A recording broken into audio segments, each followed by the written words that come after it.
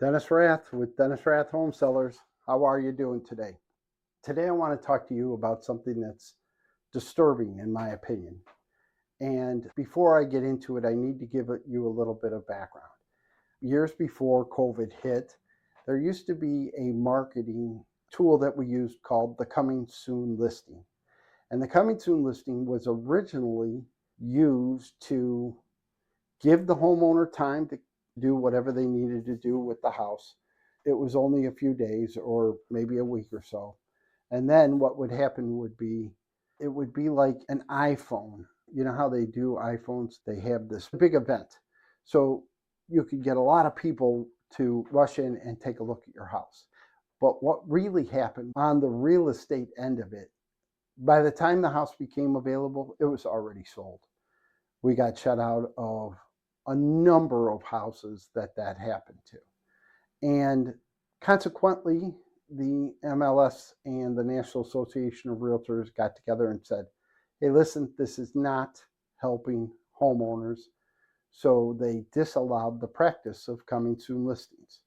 You're not allowed to do that anymore. As a member of my multiple listing service, it's my responsibility to make sure that your home is exposed to the entire market. I have 48 hours. It's called the 48-hour rule to get your home listed on the market. That's why you see a lot of houses going on the market on Thursday, so that agent has the ability to market the house over the weekend. So you see a lot of homes go on the market on Thursday, and that's because of that. But the coming soon listings, they were just not beneficial to homeowners because for one reason or another, it was sold before it was available to even show sometimes. It was a very frustrating time.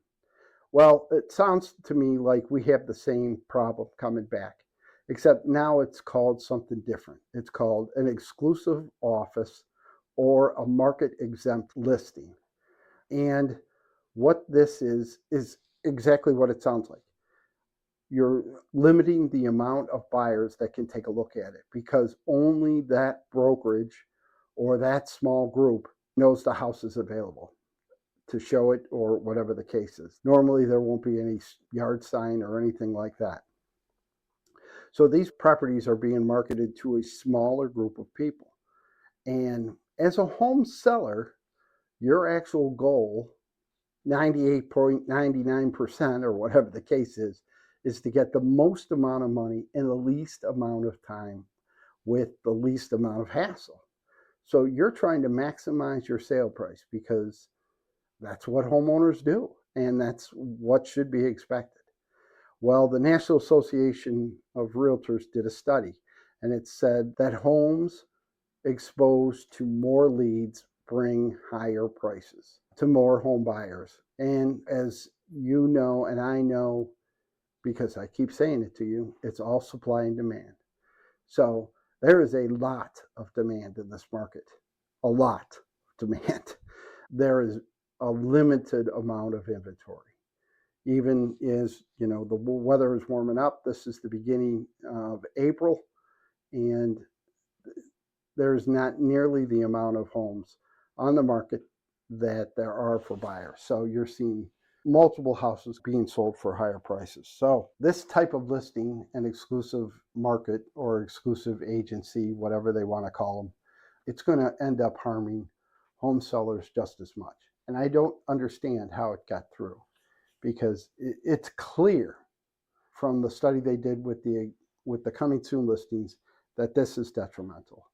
So just as a random observation, I went into the MLS this morning, and I'm not saying this is 100%. I didn't go through all of the MLS data over the last 40 years to do this.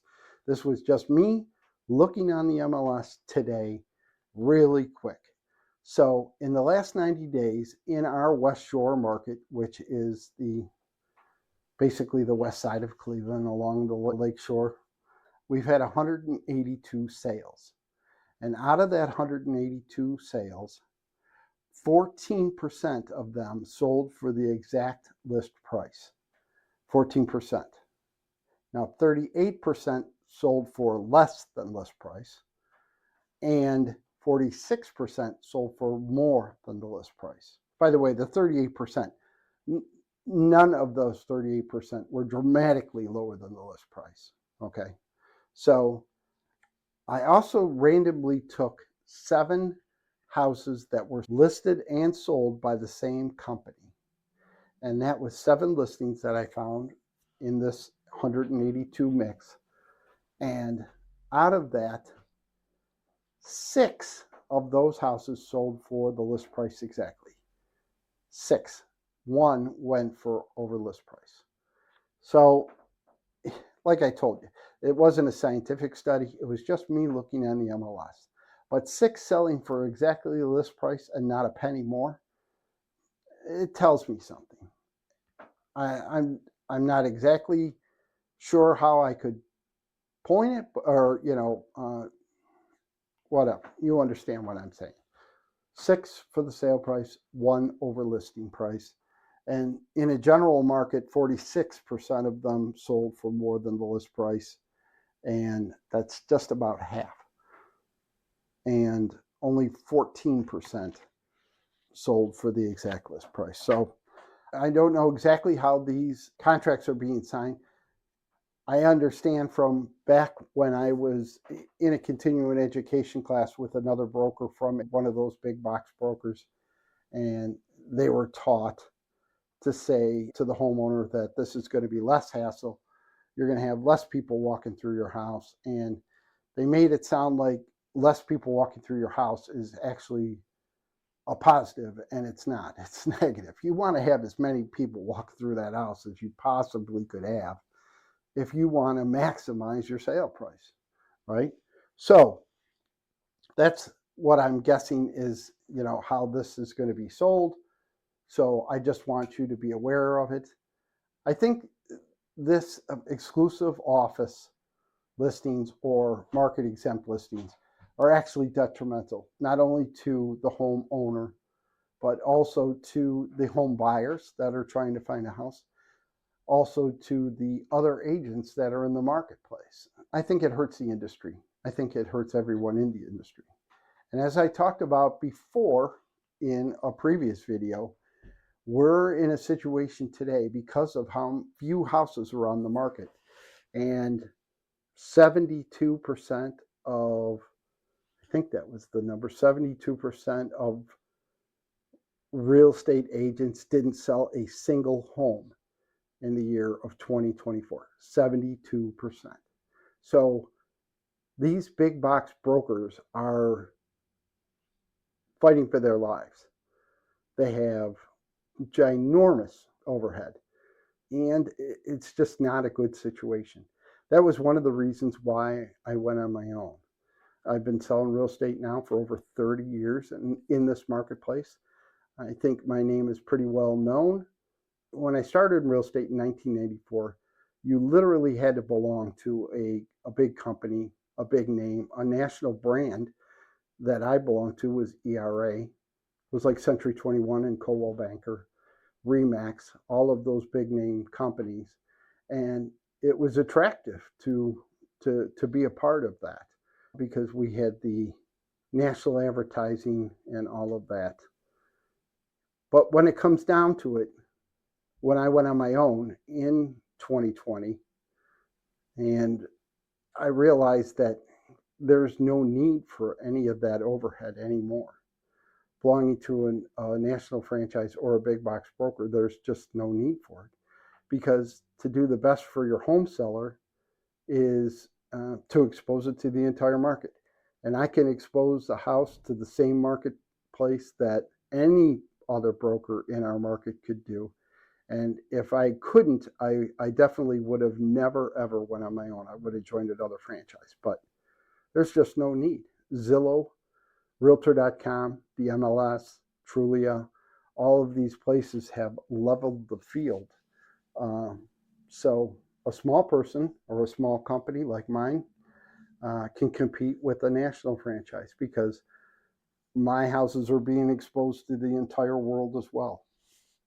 The chances are, I'm thinking you're going to see a lot of downsizing. And I can remember back when we were here, when I first started, we had companies like Realty One and then Smythe Kramer, and then they got brought up into Howard Hanna. So I think you're going to see a lot of that happening as well, except with the lower overhead. That way we can pass that savings on to the home seller. Then we had the whole commission change last year, with home sellers are paying their agents and home buyers are going to pay their agents. Now, there's a few workarounds with that, or different ways of helping the home buyer, but basically he's responsible or she's responsible for their commission, and the seller's agent is only, the seller is only responsible for the listing agent. That's how I'm able to only charge 3% when some of the competition is charging more. So whatever that case is, I'd like to know what you think. Please, pass a message on to me, send me an email, drop me a direct message, whatever the case is, wherever you're seeing this. And I want to wish you the best. I want you to enjoy the spring that's here. Finally, we got some warm weather. I think we'll have a couple of cold days, but all in all, I think the cold weather is behind us. So best of luck. Dennis Rath, I'm out.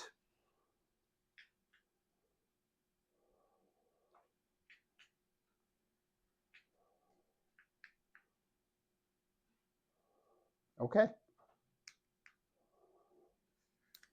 That's a wrap. Or is it? Hopefully this will be edited.